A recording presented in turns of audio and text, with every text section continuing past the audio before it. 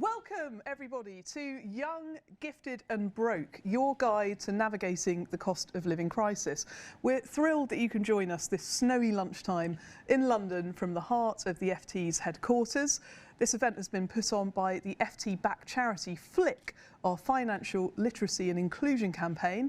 I'm Claire Barrett, the FT's consumer editor, but also a trustee of the charity who are sponsoring the event today, and we hope that you can learn more about money and obviously more about Flick. I'm going to introduce our panel of experts to you in a second. They're here to talk about money with you, give top tips and also answer your questions. Lots of you have already sent questions in before the event. Thank you very much for those. You can also use the QR code now if you get your phones out. Scan the QR code. That's how you can send questions for me to put to the panel live, but also to participate in the survey at the start of our event. You'll see a little tab to click on. It will say survey. We want you to tell us, how confident do you feel about managing your money? How confident do you feel about managing your money? There are 4 options. So as you think about which one of those you might be feeling like at the moment, I'll give you a little taster of what we're going to be talking about at the event today. Some of the big themes, judging by your questions, are the mental barriers to how you think about money and what's in your control and what might be stopping you from setting a budget. We're going to kick off with that. Income. What you need to know about pay rises, side hustles and pensions, an important form of income that you may have overlooked. On the property front, what you can expect from your landlord and also home ownership dreams. I know lots of you are very, very worried about how those are panning out. And on the investment front, are saving and investments within reach in a cost of living crisis? So we are answering your questions, but health warning. This is an event for information only. It's not intended as individual financial advice or any form of investment recommendation, just so we're clear from the outset. Now, I'm going to introduce today's panel to you one by one, and I'm going to get them all to start off by giving me their one top tip about how they are navigating the cost of living crisis. Starting with the wonderful Margot Dubois. She is the founder of a new finance app that you might have noticed called Your Juno. It's for women and non-binary people, but frankly, Margot, the advice you give, it's great news for anyone who wants to follow you on Instagram or check out the modules on your app. So what's your one tip for everybody watching today?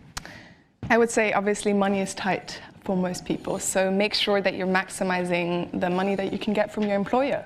So the first thing is really negotiate your salary, be proactive about it. Every 6 months to a year, in our community we have people who are creating something called a wins folder. Basically every time they achieve something at work, they take a screenshot of a review, something they've done positively, they can add it onto a folder of their computer, and then when the salary negotiation time comes, they have an amazing record of all the amazing things they've done at work. A wins folder. I like that very much. Well, great news, obviously, if you're in the private sector, that's going to help you. Public sector, we hope the strikes go well. Secondly, let's move on to Timmy Merriman-Johnson. Timmy is better known on social media as Mr. Money Jar. He produces excellent content as a financial educator, and he supported Flick and another charity close to both of our hearts, the National Numeracy Campaign. But Timmy, tell us a little bit about why you're here today and what your message is to everybody watching. Yeah, so cost of living crisis is a topic I'm very passionate about. I've been speaking about it for most of the year. And the thing that I've been doing as prices have been going up is to manage my money more frequently. So where I previously had a monthly finance routine, I realized, hey, I'm actually spending money like every day, multiple times a day. So I actually manage it weekly now. And this has made it way easier for me to remember what I've been spending my money on, way less overwhelming in the current climate, and it's given me a much greater sense of control over where my money's going. So a weekly money day is my top tip. Brilliant. Weekly budgeting. You heard it here first.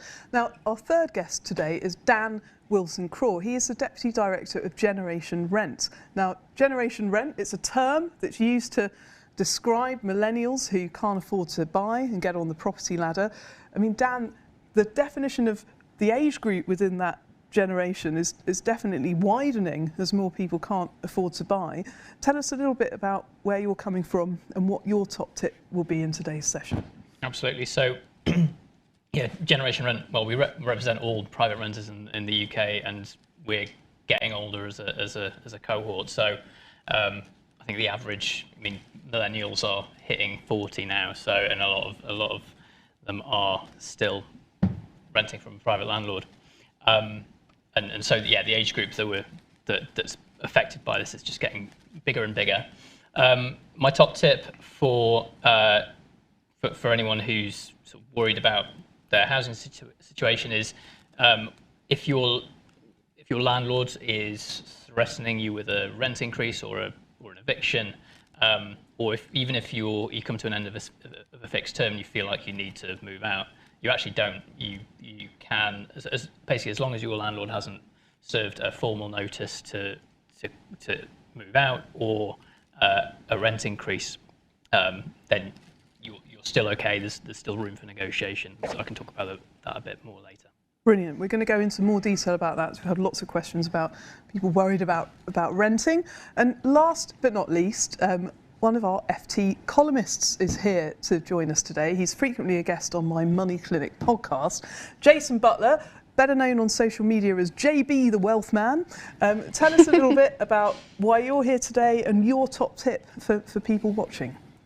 Yeah, we had to have someone to bring the sort of age up to a higher level. There's all these young guns here. I'm 53, so I grew up in the 70s, so we had a cost of living crisis like unbelievable, 25.8% inflation in 1975. So I grew up all through the 70s with 10p's in the meter. I know what it's like to have no money and debt collectors knocking on the door more frequently than friends.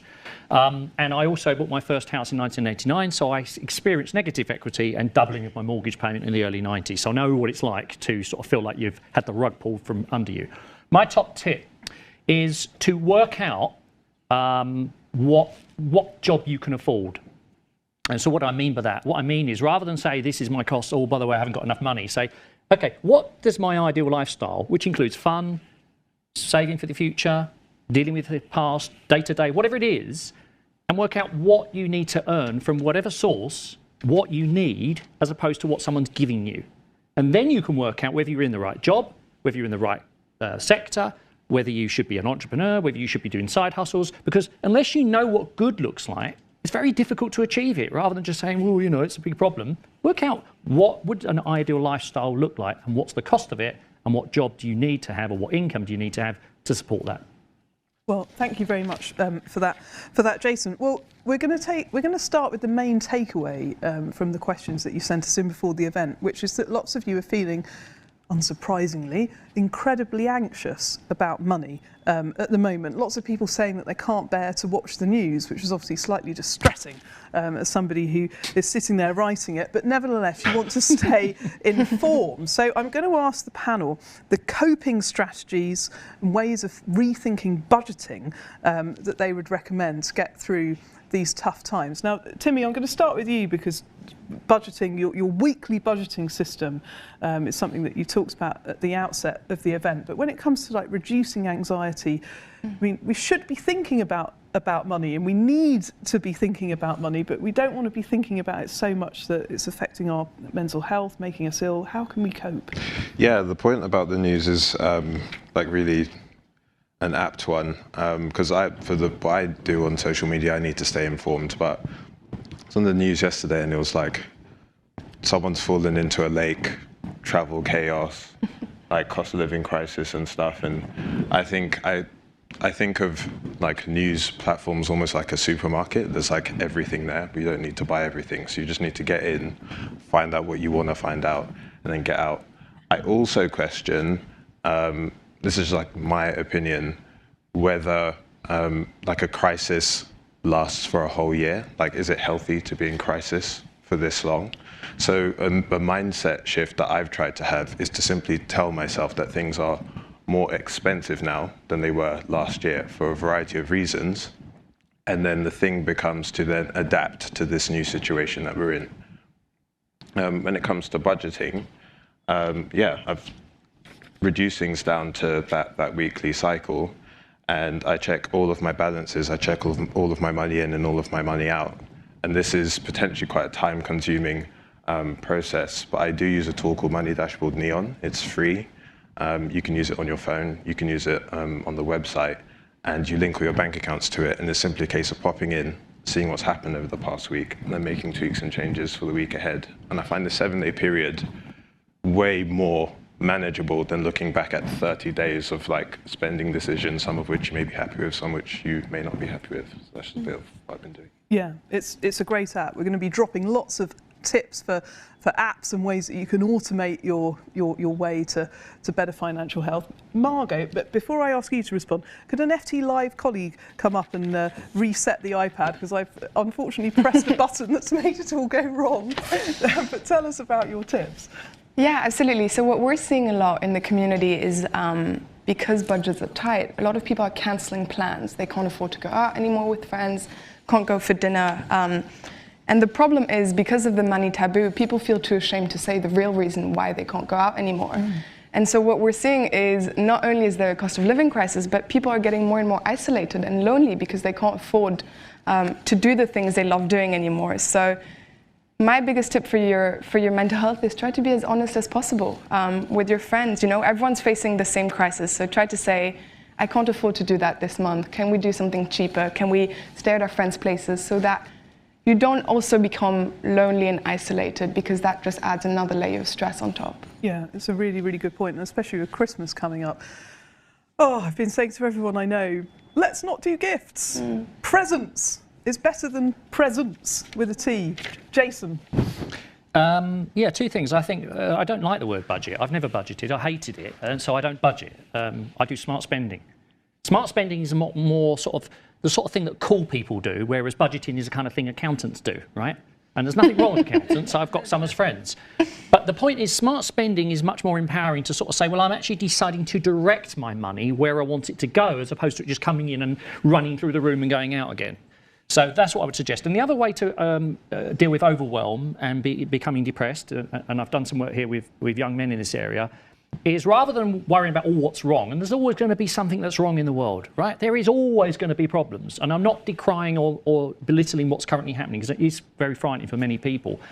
But the way to deal with it, and I deal with it, is I say to myself every day, what am I grateful for right now, and what is right in my life, and what is good about my life? Because if I do that, I'm resetting and inoculating myself against all the neg, which media colleagues obviously have to report that. And as a human being, we're responding to threats and dangers in a more, but if you're in that state all the time, you can't do anything, you can't breathe, you become overwhelmed. So what am I grateful for, and what is going right in my life as opposed to what is wrong? Okay, well, really great tips there. We're going to talk a little bit about investing now, because that was probably the second most common question. Should I start investing now, or should I wait? That was one that came up quite a lot from people who have got a little bit of money spare still. But the more common one was, I started investing, but I've lost money. Now what? Now, Margot, you on your Juno community have a lot of people who are really having second thoughts about having dabbled in investing, maybe under lockdown when we had more spare cash. Tell us what the lay of the land is. Yeah, absolutely. I think it's a common trend. We saw a lot of people have picked up investing during the pandemic, and everyone thought they were an expert investor because the market was going up every year, the portfolio was in the green, and everyone was very confident. And now what we're seeing is a lot of first-time investors are seeing their portfolio in the red for the very first time, and they're panicking. And so, yeah, in terms of content, I mean, learning what it means to recession-proof your investments and really understanding that investing is a long-term strategy, and we've seen cycles of recessions over and over again, but it never historically has lasted forever. The stock market has always gone back up. So what I recommend to people is just getting educated about the things that you've already invested in. Now is the chance to build your financial confidence and really understand how the market works, and that'll build your confidence that it's going to go back up again eventually. Timmy, and then Jason.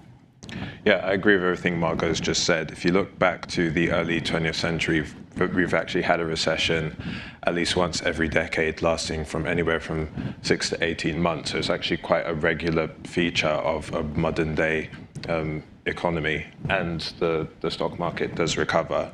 I think it's also important to note with investing that if you pay into a pension, you are an investor already. That money's not sitting there in cash. It is being invested. And the reason why we don't think of it that way is because we don't check it. But what you're doing is you're investing over the course of your career. It's like 40, 50 years, and you're investing regular amounts over time. And the idea is that if you do it over a long period of time with money that you don't need, when you then come to sell those investments, they will have appreciated in value. And on the point about your investments disappearing, we need to distinguish between your investments falling in value and having to sell them at the value that they fall into. So they can reduce in value, but if you don't need to cash them in at that point in time, you haven't lost anything. It's just the value of them. I think that's one of the biggest problems. The fundamentals of investing are, as we've long said, Jason, on Money Clinic, you must build up an emergency fund so that if you do get to the stage where something bad happens and you need some cash, you don't have to be forced into selling your investments when the market's down. You can leave them alone to hopefully reinflate. But Jason, lots of people have taken maybe too much risk than they realised when the markets were going up, as Margot said. We've spoken about crypto on the podcast before. That's actually going to be the main topic on Money Clinic podcast coming out tomorrow, Tuesday. So do listen to that to hear about the collapse of FTX and where that leaves us.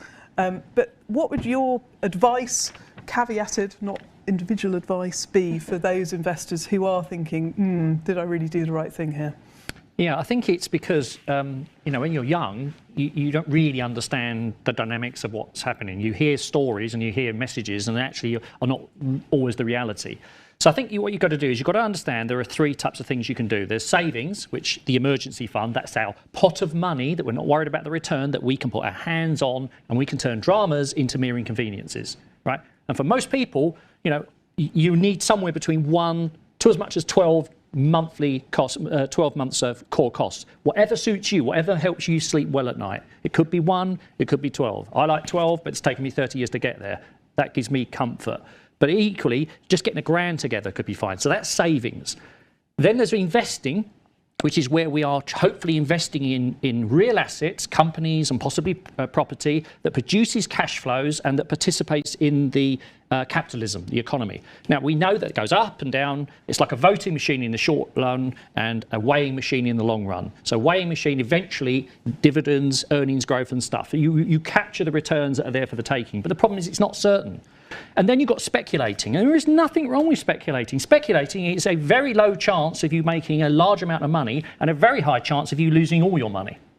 Let me say that again. A very high chance of you losing all your money and a very low chance of you making a lot of money. So I do this through investing in startups. And believe you me, do not invest in your mate's new business, no matter how great the slide deck is, because the chances are it will go wrong. But it's not for the faint-hearted, but I invest in that. That's my speculative, right? And I've got it right more times than I've got it wrong. Crypto is speculative because we don't know if it's ever going to produce any value. It's just what anyone thinks it is. It's not proven. I'm not saying it is or isn't. So we must remember there's nothing wrong with speculating when we are doing it with our eyes open, where we're doing it for not just financial reasons. We want to back a woman's startup business or something for non-binary people, whatever it is. Donate to a financial literacy charity. Yes, absolutely. But the point here, just to finish this point, is that we have to earn the right before we do speculating, which means we have to learn how to do smart spending, telling our money where we want it to go. We have to have an adequate emergency fund. We have to develop the right habits. And the best way to invest, I think, if you're young, as I just go back to you, is in yourself. Before you worry about stocks and shares, ISAs, my advice would be get your biggest income producing tool, which is your ability to earn money. Get yourself well qualified, get yourself experience, take extra courses, do volunteer work, whatever it is to get more experience. Whatever it is, when you've got that big shovel, the bigger the shovel you've got, the more progress you can make, because it's very difficult to get ahead if you're on minimum wage or your expenses and income are just in line. So I would invest in myself first, but notwithstanding all that, it's always best to start small. If you're doing a small monthly amount into an ISA or your pension or whatever it is, and get better later. 25 quid a month now, and then worry about how you're going to get it up, get the amount up higher later. But just get it started. And my wife said to me, it's never the right time to start a family, Jason. And as my daughter's now just turned 24, she was right. Well, very good. Okay, well, look, we're going to take some property questions. Oh, okay, Tim, you first, and then we'll move on to property. Sorry, because we talked about emergency funds, but I just want to say in terms of like tangibly how to do that, if you don't have one, simplest way is to work out that number that Jason said, put it at a period of time in the future to a separate bank account so you're not dipping in, and then set up a standing order for that amount divided by the number of months between now and that time. And then by that time, you'll have your emergency fund. I think the most important thing is doing it in a separate account, because I've built up emergency funds, spent them, built them, spent them, because all of the accounts are in the same screen in my banking app. Whereas if you lock it away, then you're way less likely to dip into it. Yeah, it's money that you can safely forget about. So, Dan, turning to you now. Sorry, I'm looking at the iPad screen, and it's not my old-fashioned piece of paper. I'm an old-fashioned girl. So we have had a great question. We've had some really great questions on the iPad, by the way. Keep them coming. We'll switch to those shortly. I live in London, this person says. There are great opportunities here, but the cost of living is horrific. What do the panel think about the trade-off of moving somewhere else and working remotely? I mean, this presumably is something that gets talked about in the Generation Rent offices quite a bit. Absolutely, yeah. So, yeah, I guess when you move to London, if you're from London as originally as well, it's probably possibly an even harder choice to make. Obviously, London is the source of a lot of well-paid jobs, a lot of kind of jobs you might get as a graduate in certain areas, certain fields that you maybe wouldn't get the opportunities in other parts of the country. So it's so moving out of London is quite a big risk, and I suppose there's the question of like, would you find a job as easily outside? Tell us how bad it is in London right now from a renter's perspective, because the level of increases is absolutely eye-watering. Yeah, London has always been a lot more expensive than other parts of the country. I think we worked out once that even this was several years ago, it was the rents were about twice as high as they were in the rest of England, but the salaries, the average wages were only about 25% higher. So you earn a bit more, but possibly all of it gets just swallowed up in rent. And then in the past year or so, we actually saw during the pandemic, rents in London fell, and now they've surged back to even higher than the levels were before the pandemic. That's causing a lot of pain right now for people who are needing to move and are struggling to compete in the market with a lot of other people who are maybe moving back into London from their parents' homes in other parts of the country. Maybe they're working from home in other parts of the country during the pandemic. But it's also hurting people whose landlord is seeing rents going up in the market and saying, "Oh, I want a slice of that action," and asking for a higher rent. And that's and so basically everyone is vulnerable, because as a renter you have such poor set of rights. You do have rights, but when the market is the way it is, it's quite difficult to exercise them. So just staying with you before we ask the rest of the panel for their views about the moving out of London dilemma. Let's say someone's watching, they've had their landlord say, "You've been here for a year, we're going to put your rent up by 30% upon renewal," which is not uncommon from what Money Clinic listeners and FT readers are telling us. Briefly, and there's more on the Generation Rent website and Instagram page, what can you do if you're a tenant in that situation? Yeah, it's a terrifying email to get when it just lands in your inbox, and they're saying, they've got this wild number that just bears no relation to what you can afford. The important thing to remember is that this is only your landlord. This is usually, unless it's a formal notice, this is normally your landlord just trying it on, basically. It's often the letting agent who's doing that, because the letting agent has even more of an incentive to push up the rent. They'll get a percentage of the rent. Indeed, yes. So landlords tend to be quite, in our experience, tend to be a bit more willing to keep a tenant on, someone who's reliably paid the rent for the past year, and it's often letting agents who will push for the higher rent. But what you can do is look at what other properties nearby are going for. So at the moment it's pretty bad because rents have been going up quite a lot. We might be nearing the end of that that kind of really horrific crisis, just because earlier in the year, well, September, October time, there's a lot of students trying to find places to rent, and now that demand has sort of tailed off now. So that's something to bear in mind. You should also think about just yourself as a tenant. Have you been reliable? Would the landlord be taking a risk if you moved out?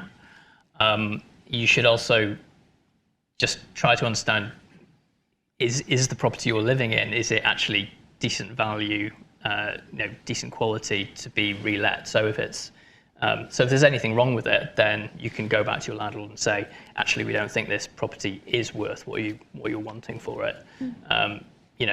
There might be negotiation you can do in terms of getting, if you do pay a higher rent, can they make repairs or improvements to the property as well?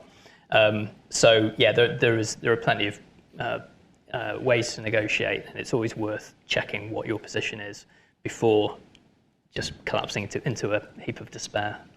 Sure, and also, as your website says, you can keep, when you're negotiating with your landlord, until you've signed a new rental contract, the rent will stay the same. I mean, obviously, they could take steps to do a Section 21, a no-fault eviction notice, and go through the motions with that. But you do have the opportunity to negotiate. It's not like on the date that the tenancy runs out, that's it, the rent's going up. The onus is on you to start that conversation. Yeah, that's right. So the landlord you are vulnerable to a Section 21, which is an eviction notice the landlord can use, and they don't need a reason to I've one of those.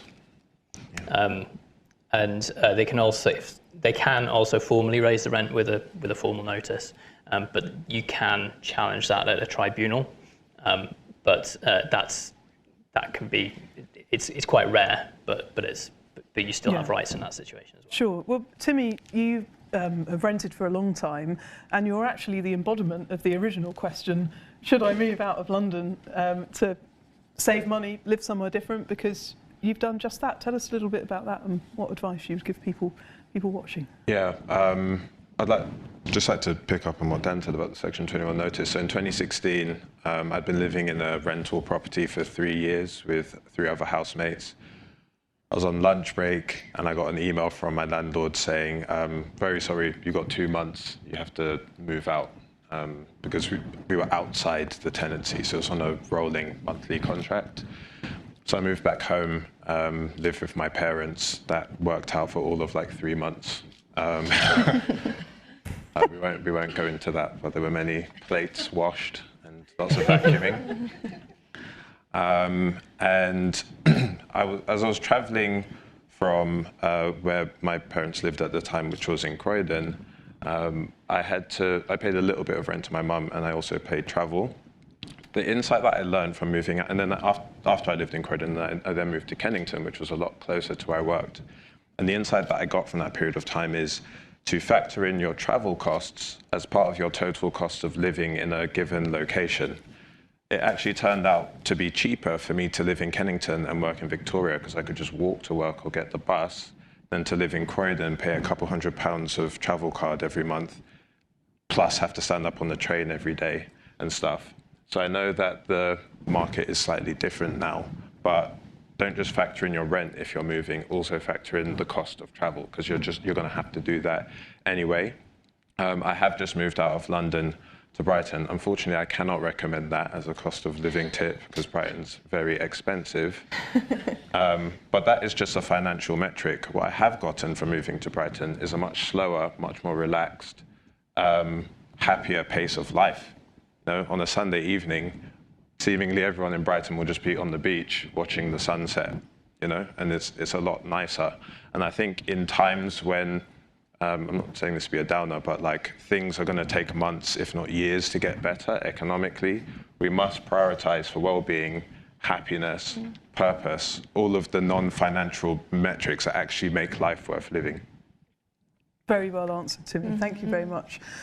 Now, Jason, firstly, your thoughts on property from the other side of the coin, because, sharp intake of breath, Jason is a buy-to-let landlord. I am one of those greedy, horrible, nasty people who takes money off of people for accommodation, yeah. But we do need landlords. We need landlords to be part of the property ecosystem. We need responsible, reliable landlords. I'm sure Dan and everyone watching would agree. And you are one of those, so that's good. Yeah, well, what I provide is high-end houses of multiple occupation. So these are for working professionals. They're done to a very high standard. They're all ensuite bathrooms, a lovely bar, everything's spot on. All run by an agent. And a couple of observations I've had from those, and the reason for those is because they make the most return on my capital, simple as that. But they also provide very flexible accommodation for people. So we have everyone from someone who works at an Amazon thing to a lady who works at a care home, someone who's a computer coder, someone who's a lecturer at the local university for a term, whatever, all sorts of people. And one of the things, every single room, every time it comes up, my agent has 10, 15 people who want to rent the room. So they are looking at those people and saying, okay, who is the best quality out of those people? So first tip is make sure that you are the most attractive, don't mean like looks wise, but the most attractive bet for a landlord, because my agent is really concerned about people, trashing things, not paying the rent, being unreliable, antisocial behaviour, all these things that would really mitigate against what us. on paper would make one look more attractive? A good credit rating? I'm not sure I could share with you what my agent's criteria is, but she said just leave it to us and you'll have no trouble. So give an example, someone who lied to us, who went for all the credit checks, and then before he moved in, they found out he'd lost his job before he moved in. So it's basically it's a non-material disclosure. He should have disclosed that, because although he entered into the agreement is requiring him to be in a job. That's our requirements. And sadly, we couldn't take him on because we can't be sure we can't let him take occupation because we can't be sure he's going to pay the rent. I'm very, very sorry for the chap, but we're running a business here, not a charity. And we want to be fair. How important is the credit score? Because I was just going to come on to that. The credit score is very important. So there is a small, very, very small number of people who move into a property, put the deposit down, pay the first rent, and then pay nothing for 9, 10 months. I've had 2 or 3 friends with this. And they do this all the time. So we put a lot of score on their credit score. But one of the ways that we help people who rent from us is we insist that they subscribe to Credit Ladder. So Credit Ladder enables us as the landlord to report the payments are just like a credit card or a loan. Every month they're on time. We report it's on time to all 4 credit agencies. But also, if they miss the payment, we're going to be reporting that. So that does 2 things. One, it helps the tenant build a good credit score for when either they want to move or have to move to another rental, or hopefully they buy a house of their own or a property of their own. So they can actually be using the rent to build their credit score. But secondly, it stops any what I call dodgy people who might have malevolent views about not paying me for using the service, which is essentially what it is, like buying petrol and not paying for it and driving off. So that's what it is, and we forget this. So Credit Ladder is a great thing that I would, even if your landlord's not doing it, ask them. I think it might cost you £3 a month, but do it. Do it because it will help build that credit thing. And the other thing is landlords don't want to be bad people. Most decent landlords are professionals I'm talking about who are using it. We don't want to keep putting the rents up so high that people just can't afford them. But equally, in an HMO, we're paying all the cost of energy and everything, and we've tried to limit the increases. But, as I said the other day, I've been paying some of these energy costs for 4, 5, 6 months in some cases before I can put the rent up. But I haven't gone back to them and asked them for money for the last 6 months, even though my costs have gone up. So, and I think the other thing is just be very careful if you are dealing with what we call an unprofessional landlord, someone who either is a reluctant landlord, they got the property and they're renting out because they didn't really mean it as a business, or they went into it without their eyes open, they're a bit like novice. We're very serious about buying these properties and how they work. And the final thing I would say is also compare the cost of renting with the cost of buying. And I've got 2 blogs on my website, both that show you, and if you ever think about borrowing money to buy a house, don't look at what you can borrow, look at what the monthly cost is relative to what you want to pay and versus what you would pay on rent. And there are no calculators out there at all that will allow you to put in, say, £1,400 a month. What can I buy with a 15% deposit? They don't want you. They say, multiple your earnings, you're on 40 grand, we can lend you 200 grand. Don't want that. That's the banks. That's the house sellers. You want to do it based on the monthly cost and the full monthly cost. And renting means you are completely immunised from repairs and renewals and all that stuff. And having replaced 3 shower heads in the last month, I know that can add up. I knew you were going to mention the shower heads. Okay, well, we're going to move on from property now to pensions. Now, Timmy and then Margot, a question came in before the event from people saying, I'm really strapped for cash right now. Would I, what would the consequences be if I stopped paying into the company pension? So Timmy, we'll get you to tackle that first. But then another question has come in, we're going to go to these next, from somebody saying, is it better to pay into my company pension or invest into an ISA? So Margot, maybe you could tackle that one. So Timmy, people are thinking about saving money by stopping paying into their pension. Yeah, that's a very difficult position to be in, and it's something that I've heard people raise a lot. So without giving any specific pension advice, all I would say to the asker is to try and pay in the minimum. So if you're an employee, you'll be paying in 4% of your gross earnings into a pension. You'll get 1% tax relief on that, so that'll be 5% from you, and then 3% from your employer.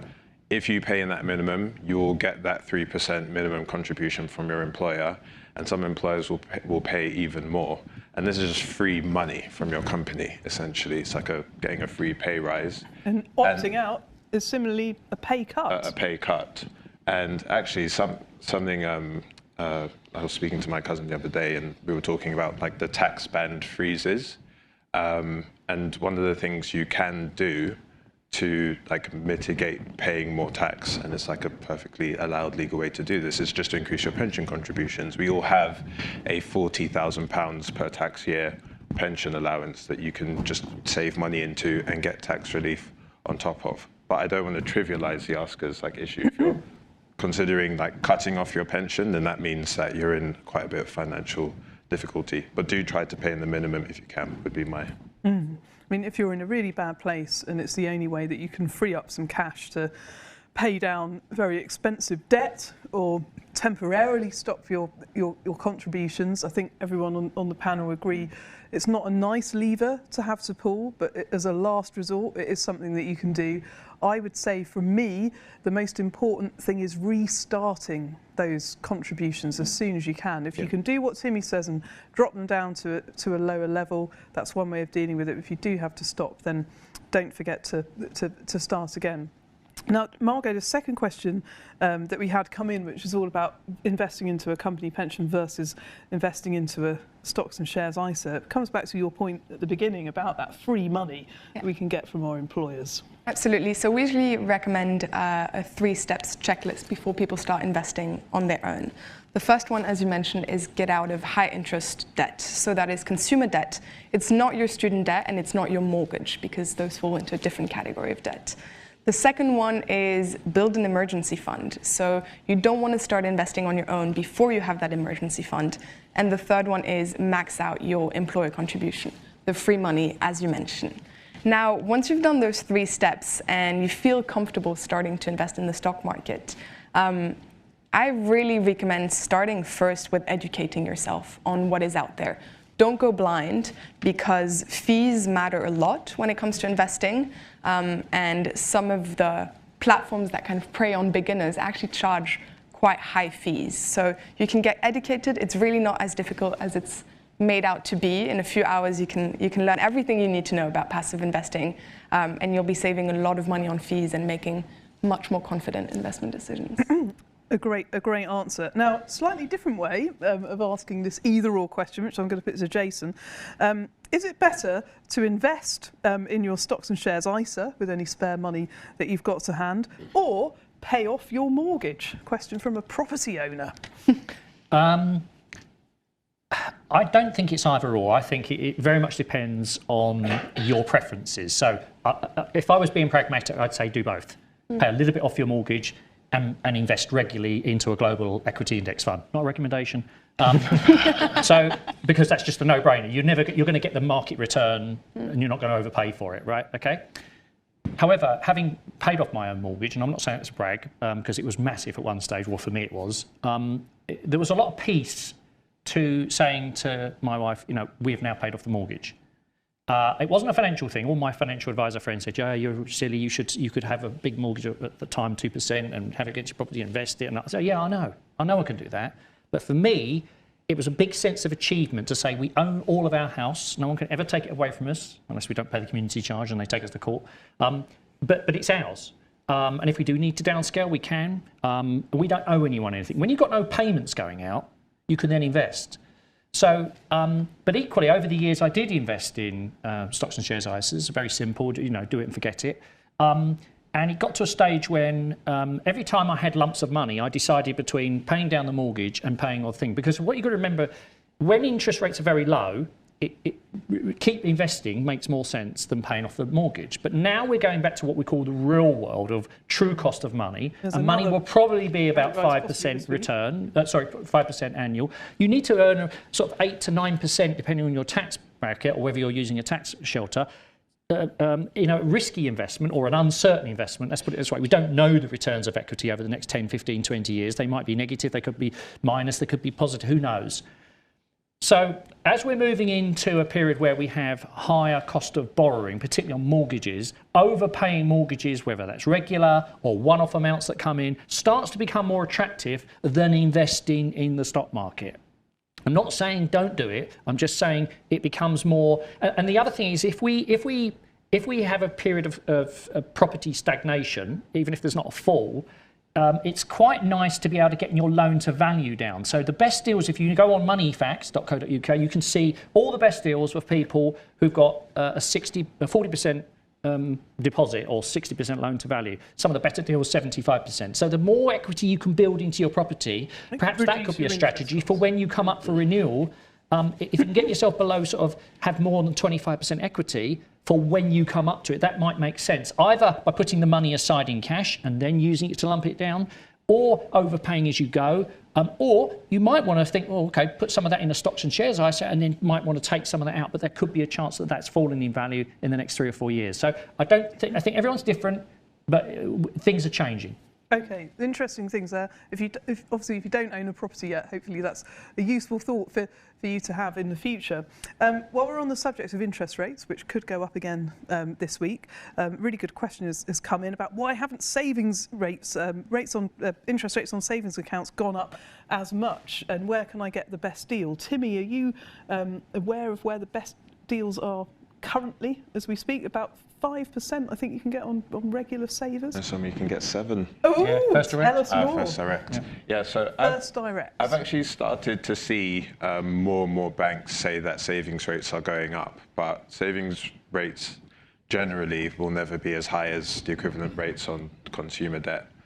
So that's just one thing to be mindful of, which is why Margot says you should pay off high interest debt before saving. But regular savers, which are the types of savings accounts where you have to pay every month and then you get a lump sum interest payment at the end, are offering some of the highest interest rates at the moment right now. Some will let you pay into it monthly and then you have to keep your money in the savings account for a whole year, and some will let you withdraw when you want to.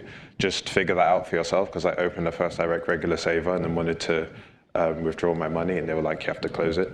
So that's just something that I found out. And whether you can withdraw the money or not, I actually really like regular savers because they help you to build a habit of saving monthly. So if you do it for 12 months, by the end of the year, you'll just get used to saving a proportion of your salary every month. I can hear myself really echoey for some reason. You're not feeding back, so that's good. But I'm totally with you. I have a regular saver. I did one with Nationwide, which was the best rate 12 months ago, and it's a good discipline to get into. You have to say the fixed amount of money that you want to put aside every month into this account, and then at the end of 12 months, boom, you get the whole lot back with interest. Yeah, I did also want to just reflect on the previous comments about paying off your mortgage versus paying into stocks and shares ISA. I really like stocks and shares ISAs because the barrier to entry is a lot lower than taking out a mortgage. I'm just thinking about this as an event for young people. I don't know who owns a property here or who doesn't, but you need to save up a certain amount of deposit to be able to get on the property ladder. But with the stocks and shares ISA, you can invest from like £1 the platform I use lets you invest from £25 a month. So I really like them because they're available to everyone. You can do it on your phone, and then you can build wealth up until you get to the point that you want to buy a property. It's also just worth mentioning, if you or anyone you know is receiving or entitled to even £1 of means-tested benefits, you can open the government's Help to Save account and you save between £1 to £50 a month for up to 2 years, and they give you 50% return into your bank account, risk-free, tax-free, and then you can continue it for another 2 years and they do the same thing. So And that's if you're on universal credit, income support, those kinds of benefits. Legacy benefits. But again, you only have to receive a very, very small amount. £1. You have to have an entitlement to £1, and then at the time you open the account, and it's the most, and you can have instant access to your money. It's the most underutilised, that and pension credit are the two most underutilised sort of what I call real benefits, really. Okay, very good point. It's come in over the iPad. Should I use a regular saver to save for my emergency fund? Well, that's a bit of a curveball, isn't it? You can't get the money, as you said. No, do you know what? I closed it, but I will reopen it in the new year. The reason why I closed it was because I did the max. So £300 was going in every month. And I got to this month, I was like, I have no money left in my current account. What am I doing? So I closed it, but I will probably start it again in the new year with a much smaller monthly saving amount. And I think, in a way, it is kind of appropriate for an emergency fund because you literally have to break the glass open to be able to withdraw the money. You need to call them up to be able to get the money out. And the issue I've always had with savings is I'm just constantly dipping in because the money's just there. Yeah. So as long as you can access the money, then it's appropriate for an emergency fund. Very, very good, good answer. Now, credit scores. Some follow-up questions coming in from the panel. Margot, I put this one to you first. I'm 18. I have a credit score of 266. Now, normally it's scored out of 1,000, so that's pretty low. I've been rejected from 2 different credit card providers. How can I increase my chances? What do you? I mean, credit cards are a big topic of conversation on your Gino. Absolutely.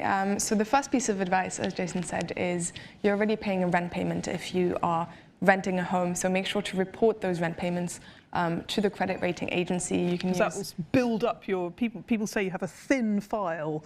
It's about the only Exactly. thing about me that's thin, unfortunately, at this stage of my life. But because I don't borrow lots of money on credit cards, I don't have much of a credit record. And people who are really young, maybe they've got a phone contract because that counts as credit. Exactly. But they won't necessarily be on any bills, which is another Exactly. important way that people And can check you then out. you also have credit builder cards. So they're not like credit cards. So you add money every month and it contributes to your credit score. So that's one alternative. They tend to be more accessible, and an 18-year-old is likely to be approved for that. So that would be my recommendation. Okay, interest rates on those can be Just really make a comment. high. I wouldn't be taking out a credit card. Credit cards are not your friend. I'm totally against them. They were the worst thing I ever had. I know that there's payment protection. Just don't go there. If you don't have a credit card, you can't get into debt. The key to staying out of debt is not taking out debt. Don't give yourself stories about points and protections and all that. I just think they are the devil. That's my view.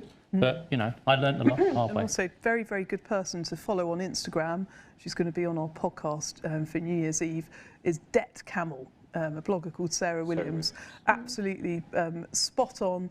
She talks absolute sense about credit cards. One of the things that she told me recently is that all big debt started off as a small debt. And it's absolutely true what Jason said. It's so easy to let things You can wander in, but you can't wander out. Yeah.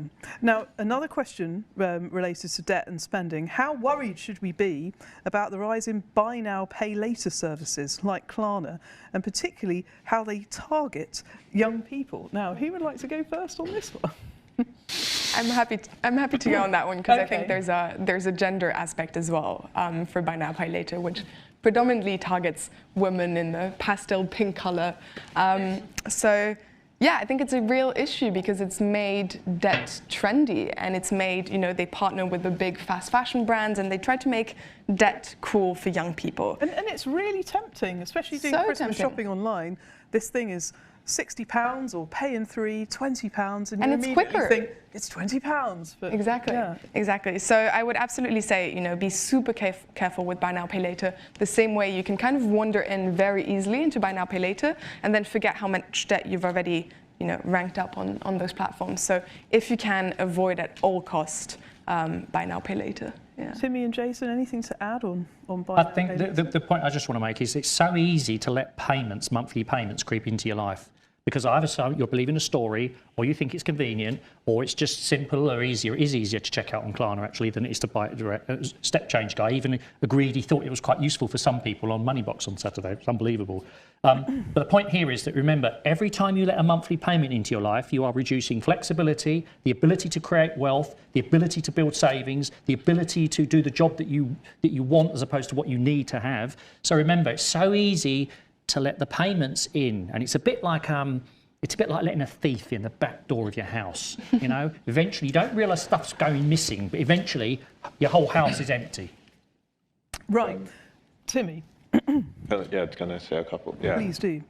Hopefully I can land somewhere in the middle of Jason and Margot. I think something that's big for me is I don't think there's such thing as good debt and bad debt. I do just think debt is a tool that you can use to help or hinder you.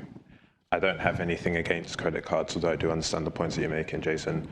When I was working in my first job, I used to buy a monthly travel card every month, and it cost like 150, 250 pounds.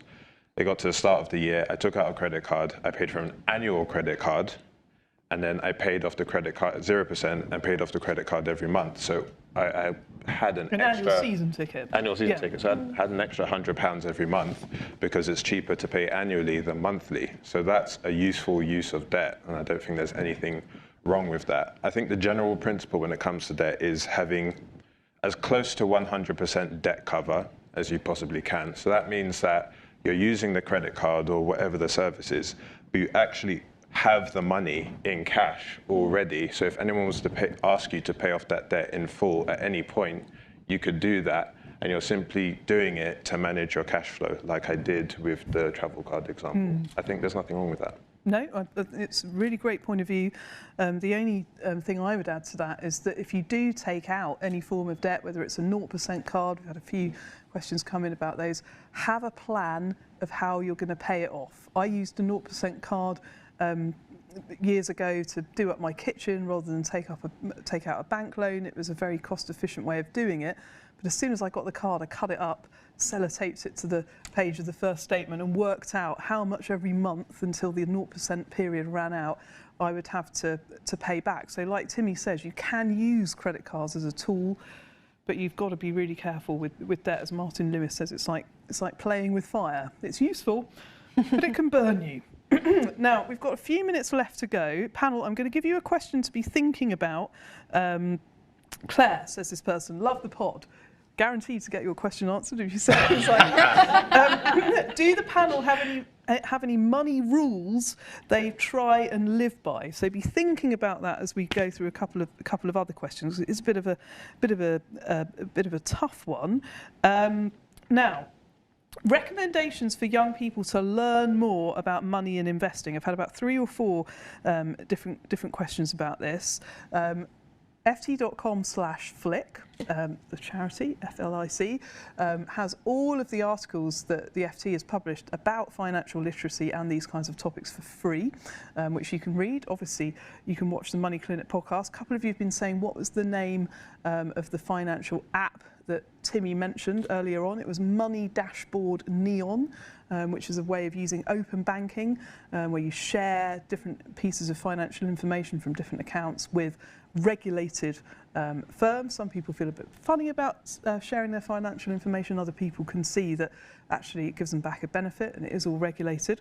Are there any other financial apps, tips, tricks that you ways of learning about money and investing that you would like to mention before I get you all to tell me about the rules that you live your lives by? I mean, obviously your Gino is very good, but what else do you recommend, Margot, for people who are looking to learn more? One of the big things I always say is speak to the people around you about money. I think that's the resource people tap in the least. Your friends, your colleagues, ask them how much they're earning, what they're investing in, and just start normalizing conversations about money, because often the people around you have a lot more knowledge than you actually realize they do. So that's the first piece I would say. Social media, I mean, there's an amazing community of people on social media, on Instagram. It's a bit of a rabbit hole. Once you fall into it, you can't really climb out anymore. But I think there's a lot of helpful information on there as well. What would you say? I'm big on social media. The panel here, I can see like Carla from Wealthbright, for me as well. There's so many people sharing their specific experiences around money on social media in a way that is bite-sized, accessible, fun, in pounds and pence. Like when I first got started making content, a lot of stuff was in dollars. So I'm really big on social media.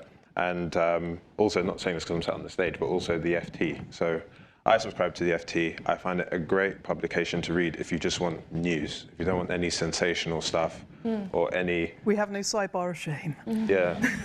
or any like kind of... I read the FT and I don't feel like down afterwards. If the subscription's too much, FT's just launched FT Edit. I think it's 8 articles that you get with it, and it's like a lot more broken down, but that's where I go to learn if I want to get good information about money.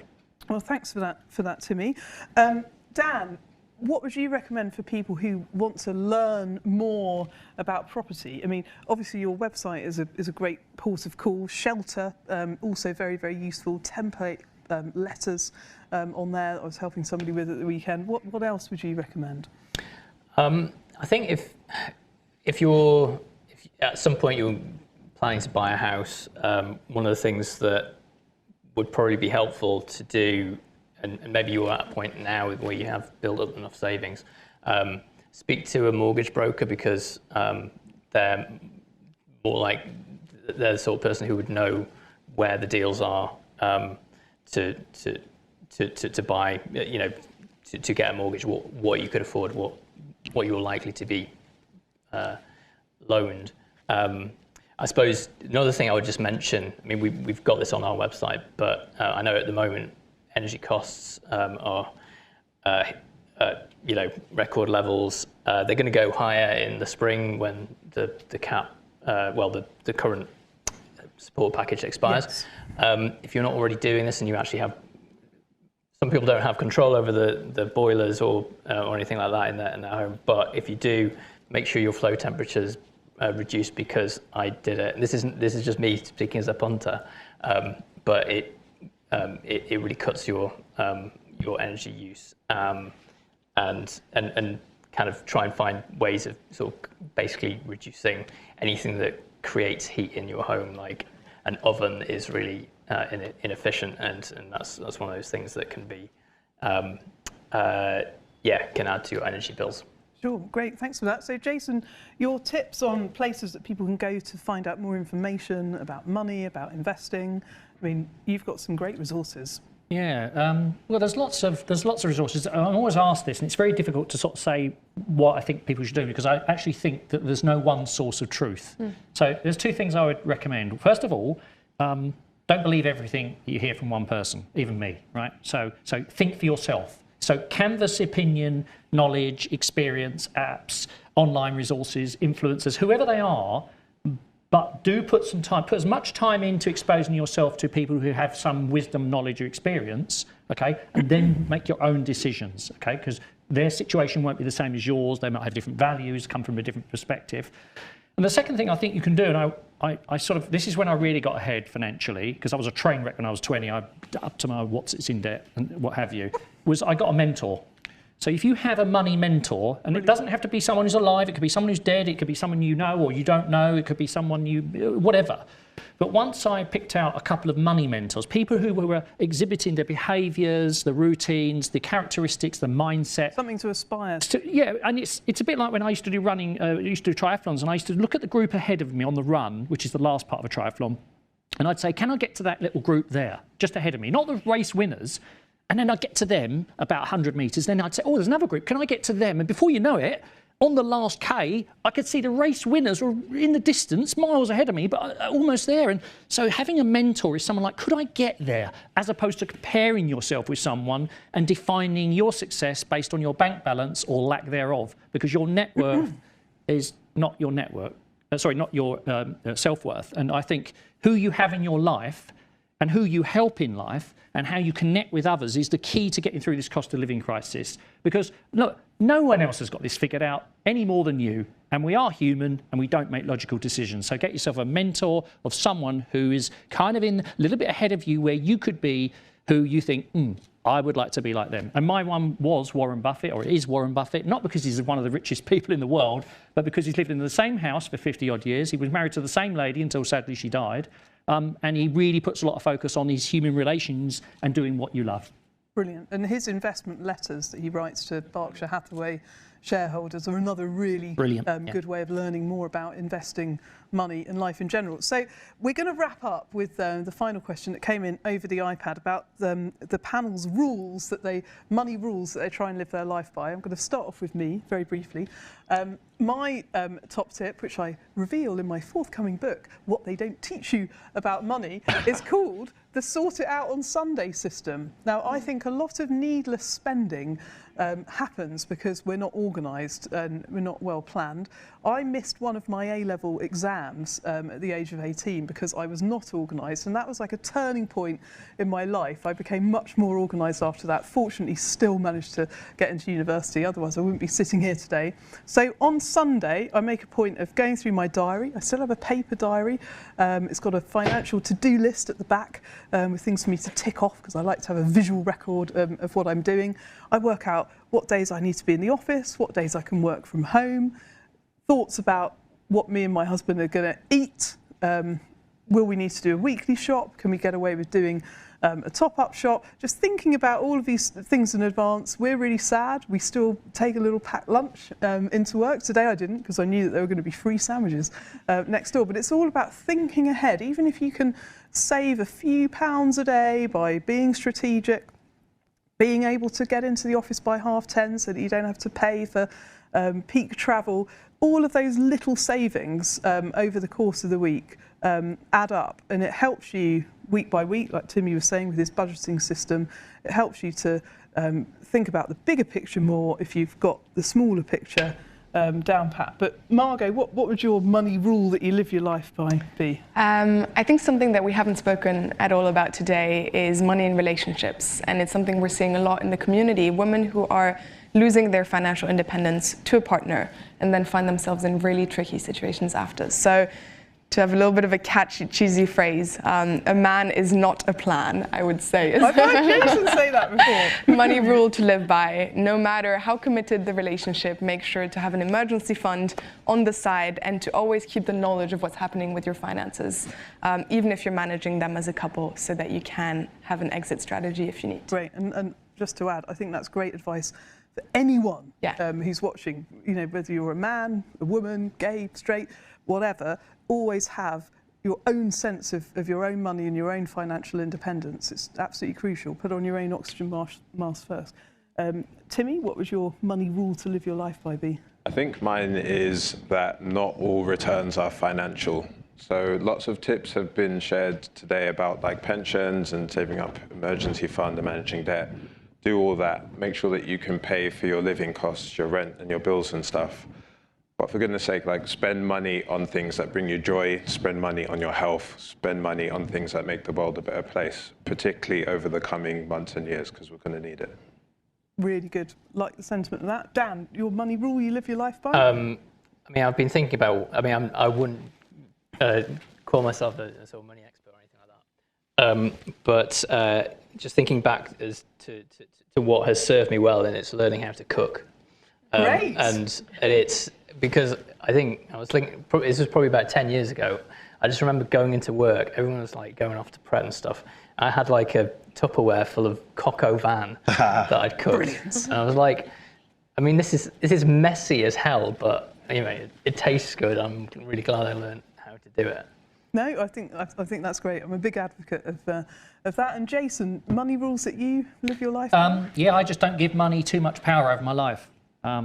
It's important. You have to respect it. You have to give it attention. You have to be comfortable holding on to cash. It's the simplest thing. If you get a windfall of £1,000, £5,000, whatever it is, get used to holding that in cash and don't invest it. Don't spend it. Don't do anything with it. Just get used to it being there and letting it go a bit yellow around the edges. So my view is that don't define your life as really going from what Timmy said based on how much you earn or how much you've accumulated or not, because you are a human being, not a human sort of doing and a human consuming, and money is merely just a tool, as we said. Remember, it's important, but it's not the be all and end all. And if you don't have much money or you're feeling a bit behind, focus on getting good people in your life and doing what you can to help support other people, because that will make you the richest person in the world, seriously. Excellent. Okay, well, before we leave you for today, because we are at the end of our time here, remember that we asked you a question at the beginning of the session. How do you feel about managing your money? Well, this is really important, so please don't log off. Do take a picture of that QR code again, because we're going to ask you the same question again. Now that you've heard from the panel, everybody convened for this FT Flick event, has it made you feel a bit more positive, a bit more negative about managing your money, or just the same? The answer is up to you, but this is really important for us to keep a record and track what Flick, the Financial Literacy and Inclusion Campaign, is doing and how we can help you more manage your money in such worrying times. Now, I know that you're going to want to keep up with Flick. We're at FT_Flick on Twitter and Instagram. You can follow me at Claire B. I don't know how to spell my own name, which is CLAERB, if you want to follow me on socials. Margot is at Your Juno. You can follow them on Instagram and Twitter. Timmy, Mr. Money Jar, is at Mr. Money Jar, no spaces. Generation Rent are, I believe, at Gen Rent UK. On Twitter, yeah. On Instagram is Generation Rent Yes, UK. Generation Rent, all one word. And Jason Butler, our FT columnist, is at JB the Wealth Man on Twitter and on Instagram. So you can listen to this session again. The FT is making it free to read. I believe it's been live streamed on Twitter. So if you follow FT Flick on the socials, you'll be able to watch it again if there was something you missed. If you want to get in touch with me, perhaps with a question that you want us to cover on the Money Clinic podcast, which the FT does, it's free and it comes out every Tuesday, you can email us. money@ft.com is the address. Whatever you send through to that, whether it's a question, a comment, you don't have to come on as a guest, you might just have something that you want to read more about. As Timmy was saying, lots of the news is depressing. Want something that you haven't seen, then tell us and let's see if we can tackle it. So all that remains for me to do today is to say thank you to all of the FT Live events team who volunteered their time this lunchtime. Thank you to all of my colleagues at the FT Flick charity who've put on this event. But most of all, please join me in a huge show of applause to thank our panel, Margot, Timmy, Dan and Jason. Thank you.